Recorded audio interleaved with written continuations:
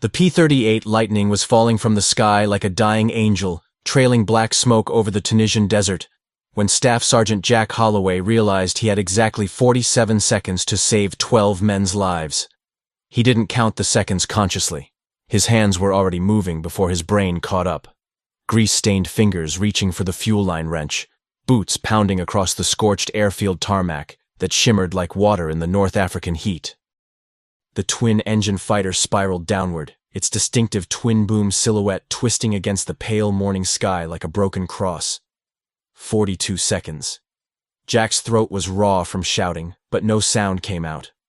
Around him, other mechanics and ground crew scattered like ants from a burning nest. The P-38 was coming down fast, too fast, aimed directly at the fuel depot where 6,000 gallons of high-octane aviation gasoline sat in drums stacked 3 high. Behind those drums, parked wingtip to wingtip in the only shade available, sat 11 other fighters, P-40 Warhawks, battle-worn and patched, but airworthy. The entire 57th Fighter Group's operational capability, concentrated in 100 square yards of desert real estate. 38 seconds. The pilot, Jack could see him now, wrestling with the control column through the canopy, had lost his starboard engine. Black oil streamed back along the fuselage, and the port engine was screaming, over-revving, trying to compensate for its dead twin. The propeller on the dead side windmilled uselessly, adding drag, pulling the aircraft into a death spiral. Jack's mind performed calculations faster than thought. Angle of descent, rate of spin, wind direction, impact point. The math was brutal and simple. The P-38 would hit the fuel depot in less than 40 seconds. The resulting explosion would destroy every operational aircraft on the field. Without air cover, the Allied ground forces pushing toward Tunis would be exposed to Luftwaffe Stukas and Messerschmitt fighters. Men would die. Hundreds of them. Maybe thousands. His best friend Tommy was with those ground forces, somewhere in the mountains to the north. 33 seconds. Jack's hands found what they were looking for. The manual fuel cutoff valve for the depot's main line. It was painted red, crusted with sand, and hadn't been touched since the airfield was captured from the Germans 2 weeks ago. He grabbed it with both hands and pulled. Nothing. The valve was seized. Rust and sand had welded it shut. "Come on, you bastard!" Jack hissed through gritted teeth, his voice hoarse and desperate. He braced his boot against the metal framework and pulled harder. The muscles in his shoulders screamed. The valve didn't budge. 28 seconds. Someone was screaming his name. He ignored it. The P-38's engine note changed. A horrible grinding shriek as something inside the port engine disintegrated. The fighter's spiral tightened. It was coming straight down now. Nose first. A 2-ton bomb with a man trapped inside. Jack released the valve and looked around wildly. His tool bag lay where he'd dropped it, 30 feet away near the P-40 he'd been working on when the emergency began. Too far. His eyes swept the depot area. Fuel drums, a hand pump, coils of rubber hose, a stack of wooden crates marked with German text, and there, a coffee pot. It sat on a makeshift stove fashioned from an old oil drum, still warm from the morning brew that the night shift had made before heading to their tents. Next to it, a dented tin cup and a wooden crate that someone had been using as a seat. 23 seconds. Jack's brain made a connection that defied logic, that violated every safety regulation ever written, that would have gotten him court-martialed if he'd had time to think about it. But there was no time. There was only intuition, desperation, and the muscle memory of a man who'd been working with engines and fuel systems since he was 12 years old in a garage in Detroit. He grabbed the coffee pot, still hot, half full. He could feel the warmth through the metal handle. 19 seconds. Jack ran back to the seized valve, unscrewed the cap of the coffee pot with shaking hands, and poured the lukewarm coffee directly onto the valve's joint where metal met metal. The liquid hissed and steamed, dark brown against the red paint and orange rust. "What the hell are you doing?" someone shouted behind him. Lieutenant Morrison, probably, the engineering officer who thought everything should be done by the book. Jack didn't answer. He was already reaching for the 5-gallon jerry can of gasoline that sat next to the fuel pump. Emergency reserve. kept handy for vehicles that ran out of fuel on the airfield. His hands worked with the precision of a surgeon and the speed of a man who knew that every fraction of a second mattered. 15 seconds. He splashed gasoline over the coffee-soaked valve joint. The two liquids mixed, creating a strange emulsion that looked like nothing that should exist in nature. The gasoline cut through the coffee, and the coffee, still containing its oils and acids, carried the gasoline deeper into the microscopic gaps in the rusted metal. Jack grabbed the valve again. This time it moved. Just a fraction of an inch, but it moved. 12 seconds. The P-38's shadow fell across him like the hand of death. He could hear the scream of tortured metal, the whistle of air over broken control surfaces, the port engine's banshee wail reaching a crescendo. Someone was running toward him. He could hear boots on concrete, but whoever it was would never reach him in time. Jack threw his entire body weight against the valve. His boots slipped on the sandy concrete. His hands, slick with coffee and gasoline, lost their grip. He fell, caught himself, grabbed the valve again with a grip that would leave bruises for weeks. The valve turned. 9 seconds. It moved slowly at first, grudgingly, the rust breaking away in orange flakes that fell like snow. Then suddenly it spun free, and Jack cranked it with everything he had. 1 full rotation, 2, 3, until he felt the clunk of the internal mechanism engaging. 6 seconds. The fuel line shut down. 6,000 gallons of high-octane death sealed behind a wall of metal. But the P-38 was still coming. Jack looked up. The fighter filled his vision now. So close he could see the rivets on its aluminum skin, could read the kill markings painted beneath the canopy. 4 swastikas and a Japanese rising sun. Could see the pilot's face behind the glass, young and terrified, mouth open in what might have been a scream or a prayer. 3 seconds. The world slowed down. Jack's senses became hyper-aware. The smell of gasoline and coffee mixing with desert dust. The taste of copper fear in his mouth. The feeling of his heart hammering against his ribs like it was trying to escape. The heat from the sun on the back of his neck. The rough texture of concrete under his palms as he dove away from the fuel depot. 2 seconds. The P-38 Lightning hit the ground 20 feet from the fuel drums. The impact was devastating. The fighter's nose crumpled like paper, folding back on itself in a screech of tearing aluminum and shattering plexiglass. The port engine, still screaming at full throttle, tore free from its mounting and cartwheeled across the airfield, trailing flames and black smoke. The starboard boom snapped off and tumbled end over end, coming to rest against one of the parked P-40s with a crash that buckled the Warhawk's tail section. But the fuel tanks didn't explode. The P-38's internal fuel tanks ruptured, spilling 100-octane gasoline across the concrete in a spreading pool that reflected the sky like a mirror. But without the secondary ignition source, without the mountain of fuel drums that Jack had isolated, the spilled gasoline simply burned, sending up a column of black smoke but no catastrophic explosion. Jack lay face down on the concrete, his arms covering his head, waiting for the end that didn't come. The heat from the burning fuel washed over him in waves, but it was manageable heat. Survivable heat. Not the instant cremation that would have resulted from 6,000 gallons of aviation fuel igniting all at once. Slowly, he lifted his head. The depot was intact. The fuel drums sat undisturbed, their dull metal surfaces reflecting the flames from the burning wreckage. The 11 P-40s were safe. One with a damaged tail, but repairable. The airfield was still operational. And the pilot. Jack was on his feet before he consciously decided to move, running toward the burning wreckage. The cockpit canopy was shattered but recognizable, and through the flames and smoke, he could see movement. The pilot was alive, struggling with his harness, trapped in the crumpled nose section with fire creeping closer. Other men were running now too.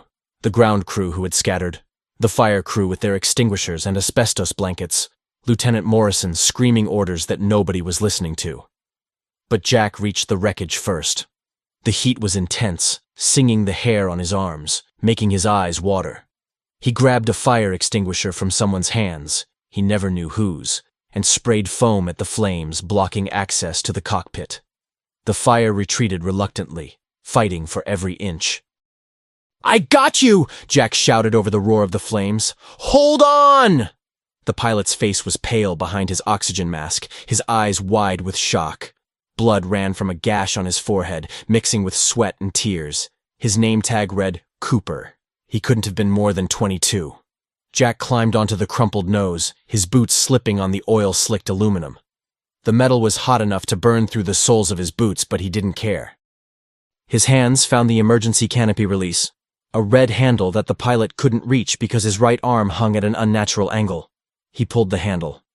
The canopy mechanism, damaged in the crash, groaned and stuck halfway. Jack grabbed the plexiglass with both hands and lifted, his back muscles screaming in protest. The canopy rose another 6 inches. Enough. "Come on!" he shouted, reaching for the pilot's harness buckle. Cooper tried to help, fumbling one-handed with the straps, but his hands were shaking too badly. Jack pushed them aside and released the buckle himself. The pilot slumped forward, and Jack caught him, taking his weight. Getting Cooper out of the cockpit was like trying to extract a man from a collapsing building while the building was on fire. Every movement threatened to send them both tumbling into the flames. Cooper's broken arm caught on something, a piece of twisted metal, and he screamed, a sound that Jack would hear in his nightmares for years to come. "I'm sorry," Jack gasped, pulling harder. I'm sorry. Cooper came free. They fell backward off the wreckage together, landing hard on the concrete. Jack felt something in his shoulder pop, felt the wind driven from his lungs, but he didn't let go of the pilot. He rolled, dragging Cooper away from the flames, and hands grabbed them both, the fire crew, medics, other mechanics, pulling them to safety. Jack lay on his back, staring up at the pale blue sky, gulping air that tasted of smoke and gasoline and coffee. His hands were burned, his shoulder was dislocated, and every muscle in his body felt like it had been put through a wringer. But he was alive. Cooper was alive. The airfield was intact. Lieutenant Morrison's face appeared above him, blocking out the sun. "Sergeant Holloway," the lieutenant said, his voice strange, not angry, which Jack had expected, but something else. Something like awe. Did you pour coffee on that valve?" Jack tried to laugh, but it came out as a cough. "Coffee and gasoline, sir. Coffee to carry the gas into the rust, gasoline to lubricate the mechanism. He coughed again. "It's ridiculous, I know." "Ridiculous," Morrison repeated slowly. He looked at the intact fuel depot, at the burning wreckage that could have destroyed the entire airfield, at the 11 fighters that were still operational, at Cooper, who was being loaded onto a stretcher, his broken arm being splinted by a medic, at Jack, lying on the ground covered in grease and coffee and fuel and blood. "Sergeant," Morrison said quietly, "that ridiculous trick just saved this entire operation." Jack closed his eyes. The adrenaline was fading now, leaving behind a bone-deep exhaustion. He thought about Tommy, somewhere in the mountains, counting on air support that would have disappeared if the fuel depot had exploded. He thought about the hundreds of Allied soldiers who would have died without that air cover. He thought about the pilot, Cooper, who would have burned to death in his cockpit, all saved by a pot of lukewarm coffee and a moment of desperate inspiration. "Just doing my job, sir," Jack whispered.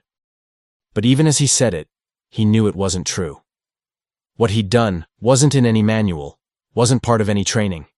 It was instinct and desperation, and the kind of improvisation that came from growing up poor in Detroit during the Depression, where you learned to make do with whatever you had because you never had enough of anything.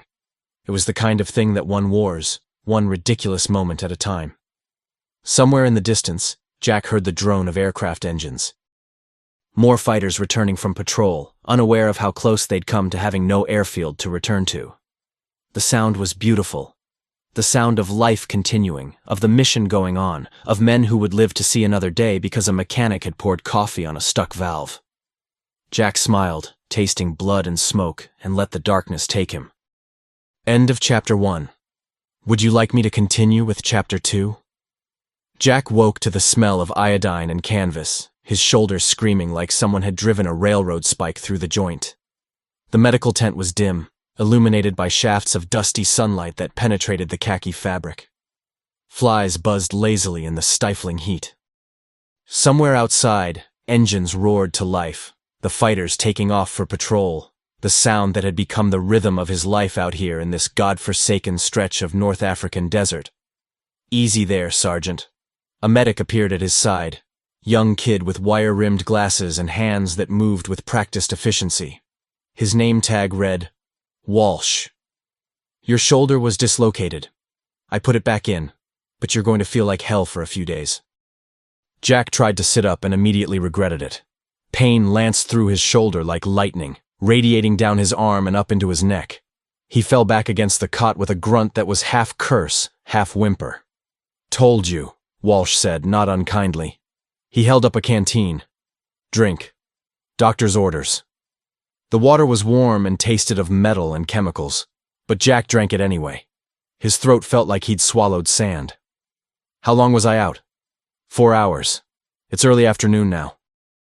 Walsh pulled up a wooden crate and sat down, studying Jack with the careful attention of someone who'd seen too many men crack under pressure. "You're lucky that's all you got. Burns on your hands, some scrapes, the shoulder. Could have been a lot worse." Jack flexed his fingers experimentally. They were bandaged, the white gauze already stained with blood and yellow antiseptic. He could feel the tight pull of burned skin underneath. Cooper? The pilot? Alive. Broken arm, concussion, some burns. He'll fly again, probably. Walsh paused, then added quietly, "He wouldn't be alive if you hadn't pulled him out." The words settled over Jack like a weight. He'd saved a man's life today. It should have felt triumphant, heroic even. Instead, it felt heavy. Because for every man he'd saved, there were dozens more dying out there in the desert, in the mountains, in the sky. Tommy was out there somewhere, and Jack couldn't save him from a tent in the rear. "There's a lot of brass wanting to talk to you," Walsh continued, standing up and brushing sand from his trousers. "Colonel Henderson himself wants a report, something about your unorthodox methods." He said it with a slight smile. "You're either going to get a medal or a court-martial. Maybe both." "Great," Jack muttered. "Just what I need." Walsh's expression grew serious. "What you did out there, shutting down that fuel line, pulling Cooper from the wreck, it saved this airfield, Sergeant. The whole damn operation would have gone to hell without air support. There are men alive right now who don't even know they owe you their lives." Jack closed his eyes. The weight pressed heavier. "I just poured some coffee on a valve. You did a hell of a lot more than that." Walsh stood to leave, then turned back. "Your buddy, Corporal Thomas Reed, 1st Infantry Division, he sent word through the radio operator. Said to tell you he's still breathing, and he owes you a beer when this is all over."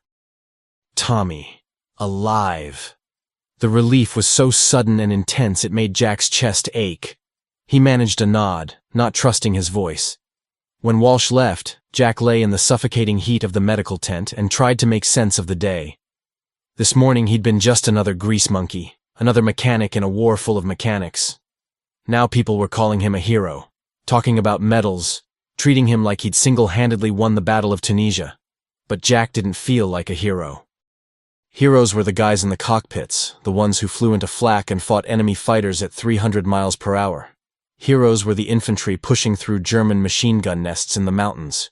Heroes died gloriously and got their names in newspapers back home. Jack just fixed things. And today, he'd fixed a valve with coffee.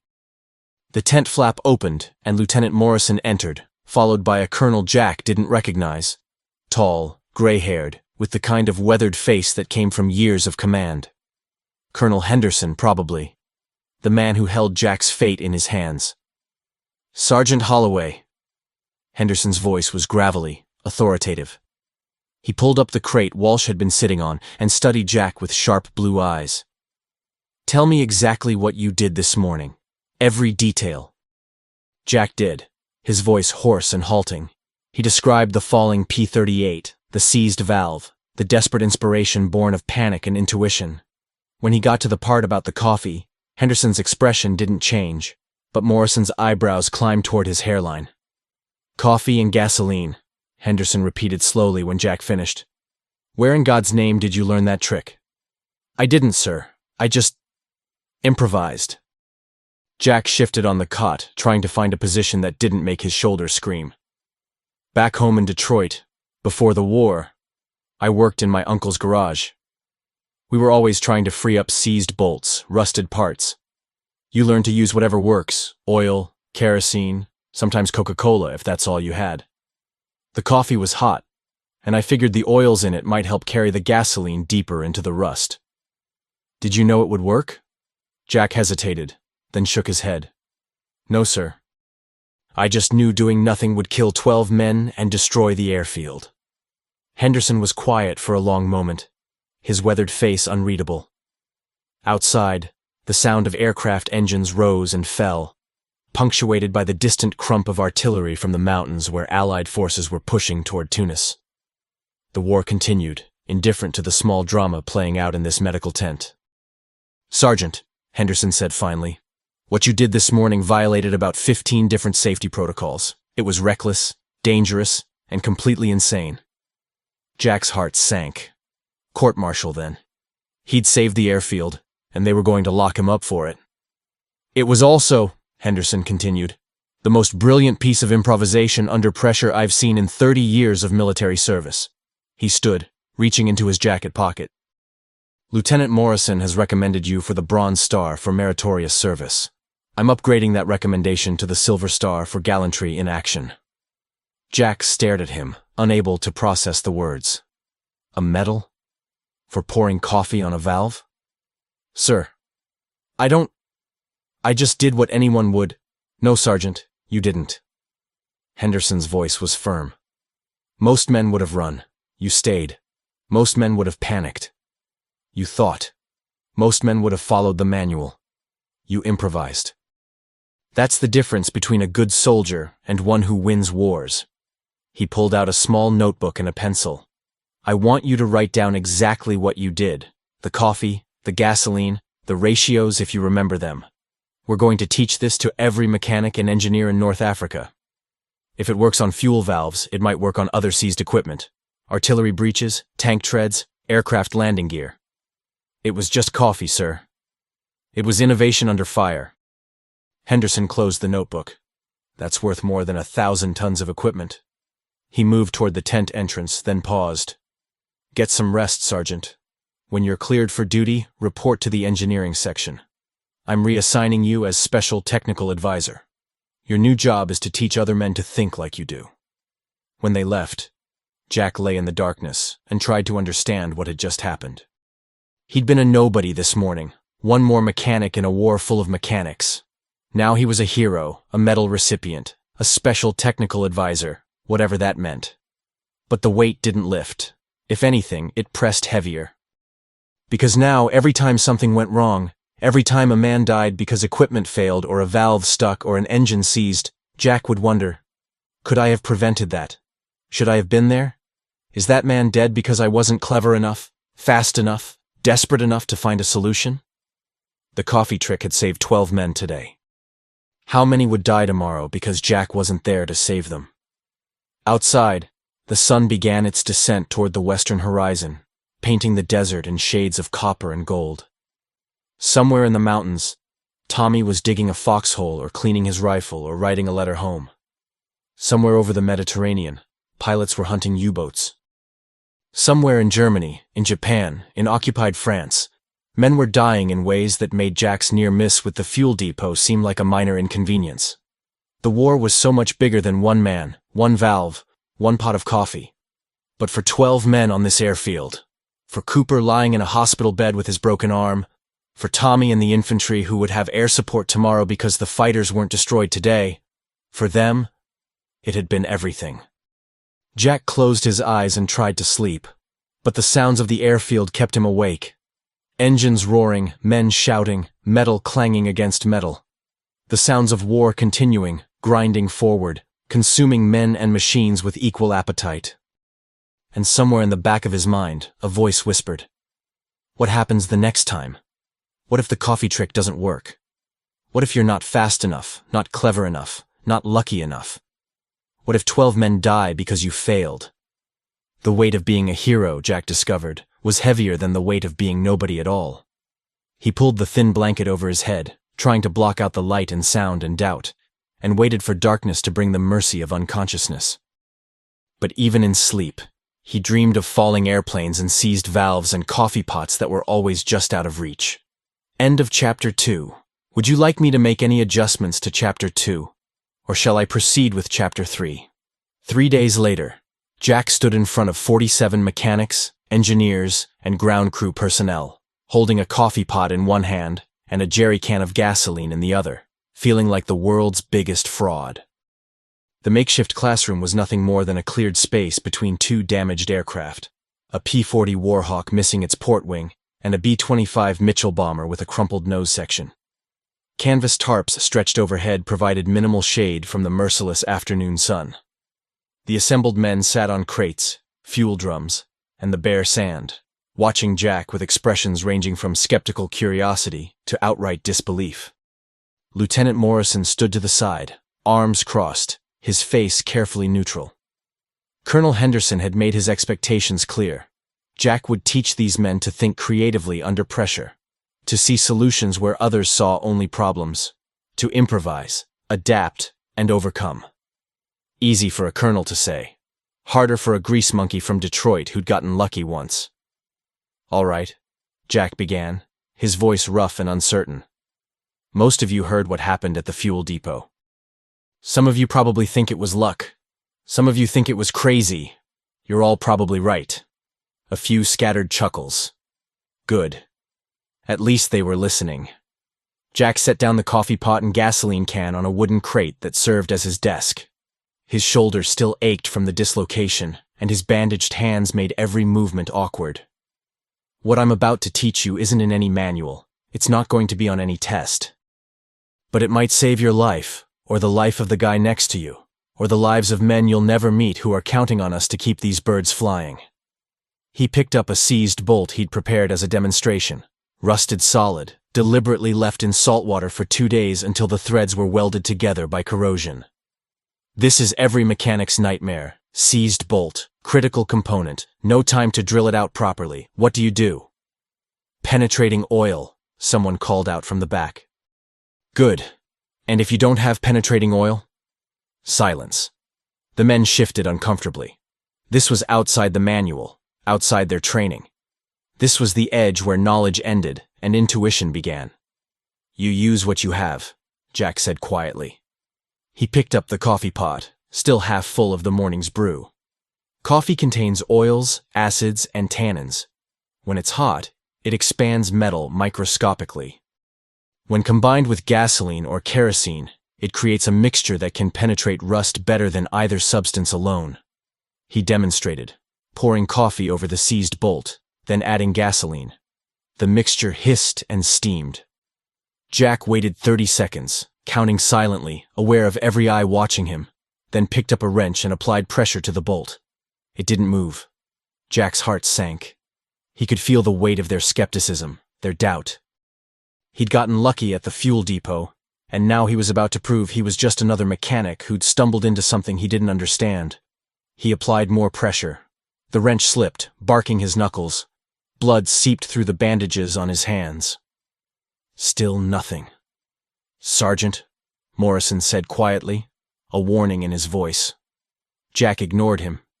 He repositioned the wrench, braced his feet, and pulled with everything he had. His shoulder screamed in protest. Sweat ran down his face, stinging his eyes. The assembled mechanics watched in uncomfortable silence as their supposed hero struggled with a simple bolt. Then, with a crack like a gunshot, the bolt broke free. Jack stumbled backward, nearly falling. The bolt turned smoothly now, the threads cleared by the improvised penetrating solution. He held it up, his hands shaking, trying to mask the relief flooding through him. "It doesn't always work immediately," he said, fighting to keep his voice steady. "Sometimes you have to wait. Sometimes you have to apply more force than you think is safe. Sometimes—" He paused, meeting their eyes. "Sometimes you fail, and you have to find another way." For the next 2 hours, Jack taught them everything he could think of. How to use sand as an abrasive when cleaning electrical contacts. How diesel fuel could temporarily seal minor fuel line cracks. How the oil from C rations could lubricate seized mechanisms in an emergency. How heat from burning aviation fuel could be channeled to warm engine oil in freezing conditions. He taught them to see the airfield not as a collection of separate resources, but as a unified system where everything could potentially solve everything else.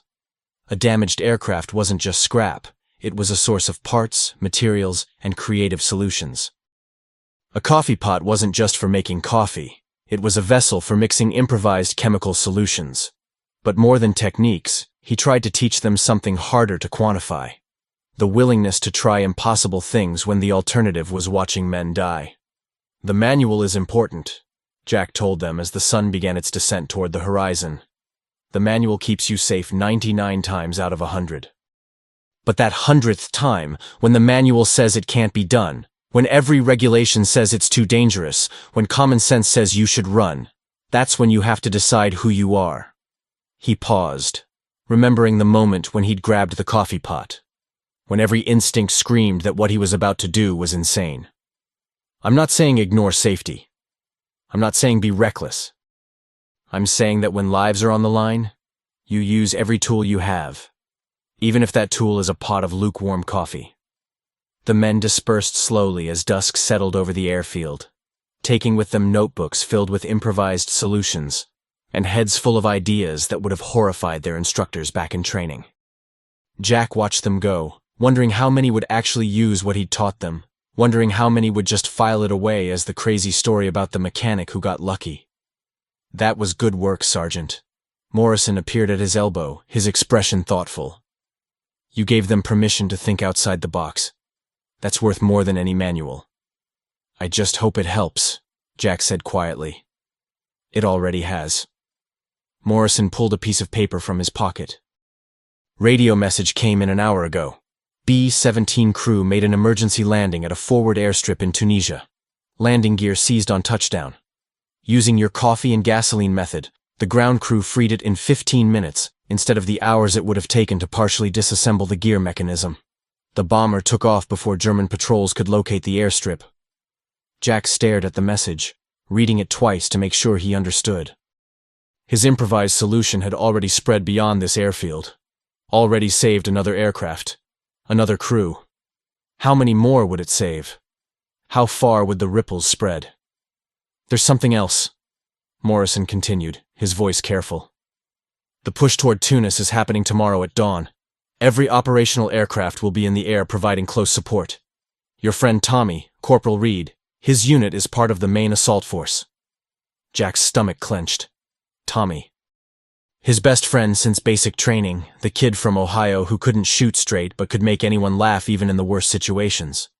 Tommy would be in the thick of it tomorrow, counting on air support that existed only because Jack had poured coffee on a valve 3 days ago. "I thought you should know," Morrison said quietly, then walked away, leaving Jack alone with the weight of that knowledge. That night, Jack couldn't sleep. He lay in his tent listening to the pre-battle sounds, engines being pre-flighted, ammunition being loaded, men writing last letters home. The airfield hummed with nervous energy, the anticipation of violence that everyone felt but nobody mentioned. At midnight, Jack gave up on sleep and walked to the airfield. The P-40s and P-38s sat in neat rows, moonlight gleaming on their aluminum skin. Mechanics worked by flashlight, performing final checks, tightening bolts, blessing their birds with quiet words and gentle touches. Jack found himself at the fuel depot, standing where he'd stood 3 days ago when the world had narrowed to a falling airplane and a seized valve. The coffee pot was gone. Someone had taken it as a souvenir, probably. But the valve remained, its red paint now marred by coffee stains and gasoline residue. He ran his fingers over it, feeling the smooth metal that had turned so reluctantly under his hands. This unremarkable piece of machinery had become the hinge upon which dozens of lives had turned. Would turn again tomorrow when the fighters took off to support Tommy and thousands of other men pushing toward Tunis. Can't sleep either? Jack turned to find Cooper, the pilot he'd pulled from the burning wreckage. His right arm was in a sling, and healing burns marked his face, but he was alive. Mobile. Healing. Thinking about tomorrow, Jack admitted. Cooper nodded, moving to stand beside him. For a long moment, they just stood there. Two men who'd shared a moment of chaos and come out the other side changed. "They're sending me home," Cooper said finally. "Medical discharge. Broken arm healed wrong. I'll never have full mobility again. Can't fly fighters with 1.5 arms. I'm sorry." "Don't be." Cooper's voice was quiet but firm. "I'm alive because you didn't run. Because you thought of something crazy and had the guts to try it. I get to go home, see my family, have a life after this war. How many guys can say that?" He pulled something from his pocket, a small leather pouch, worn smooth by handling. "My grandfather carried this in the First War.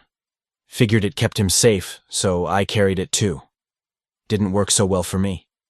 He pressed it into Jack's hand. "But maybe it'll work for you. You seem to have a knack for pulling off miracles." Jack tried to give it back, but Cooper was already walking away, his footsteps crunching on the sand, leaving Jack alone with a leather pouch and the weight of expectations he never asked for. Dawn came cold and clear, the sky pale and perfect for flying. Jack stood with the ground crews and watched the fighters take off one by one, their engines roaring defiance at the morning. 12 aircraft, the same 12 he'd saved, carrying pilots who trusted their lives to engines Jack had maintained, to fuel systems he'd kept running, to the thin margin between functioning machinery and catastrophic failure. The radio in the operations tent crackled to life as the battle began. Jack couldn't stay away. He stood in the back, listening to the controlled chaos of aerial combat filtered through static and distance. "Bandits at 2 o'clock high. Got one on my tail, need assistance. Ground targets neutralized. Infantry advancing. Taking fire. Port engine smoking." Each transmission was a story compressed into seconds. Life, death, victory, disaster. Jack's hands clenched and unclenched, useless, while men fought and died in the sky and on the ground, their fates tied to decisions made days ago, to a valve that had turned, to coffee mixed with gasoline in a moment of desperate improvisation. Hours passed. The sun climbed higher. The radio chatter continued, rising and falling like a violent tide. Then finally, all units, Tunis has fallen. Repeat, Tunis has fallen. Enemy forces in full retreat." The operations tent erupted in cheers. Men shook hands, clapped backs, allowed themselves to hope that maybe, finally, this brutal campaign was turning in their favor. Jack stood silent, waiting for the transmission he needed to hear. It came 20 minutes later, a routine report that meant everything. 1st Infantry Division reporting all objectives secured. Casualties moderate. Medical evac requested for wounded. Casualties moderate. Not catastrophic. Not decimated. Moderate. Tommy might be alive. Jack walked out of the operations tent into the brilliant afternoon sun. Around him, men celebrated, but he felt only exhaustion and relief so profound it made his knees weak. He'd done it. The coffee trick, the training, the improvisation, it had worked. The fighters had provided support. The battle had been won. And somewhere in the ruins of Tunis, Tommy was probably alive, cursing the sand and heat and Germans, planning what he'd say when they finally got that promised beer. Lieutenant Morrison found Jack sitting behind the fuel depot, his back against the valve that had started everything. "You did good, Sergeant," Morrison said, sitting down beside him. 12 fighters flew this morning. 12 fighters came back, every single one. That doesn't happen by accident. I just maintain engines, sir. You do more than that." Morrison pulled out a folded piece of paper. "This came through from headquarters.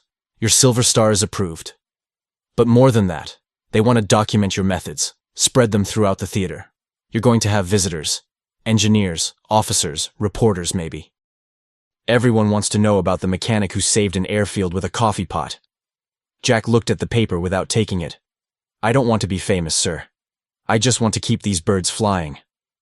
"Sometimes we don't get to choose," Morrison said gently. "Sometimes the war decides who we become."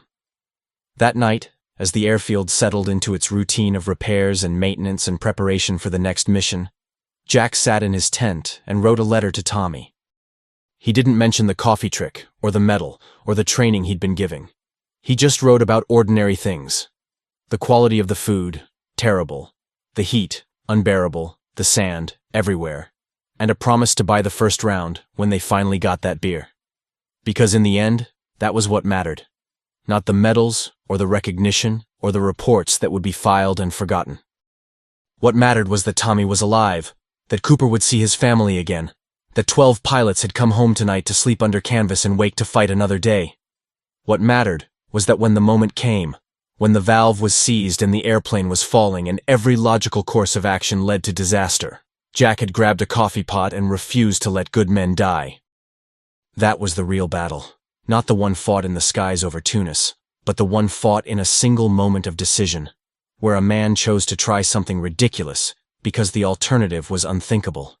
And maybe, just maybe, that was what being a hero really meant. Not the absence of fear or doubt, but the willingness to act despite them. Not superhuman courage, but very human desperation channeled into creative solutions. Not following the manual, but knowing when to write a new one. Jack folded the letter, addressed it to Corporal Thomas Reed, 1st Infantry Division, and placed it with the outgoing mail.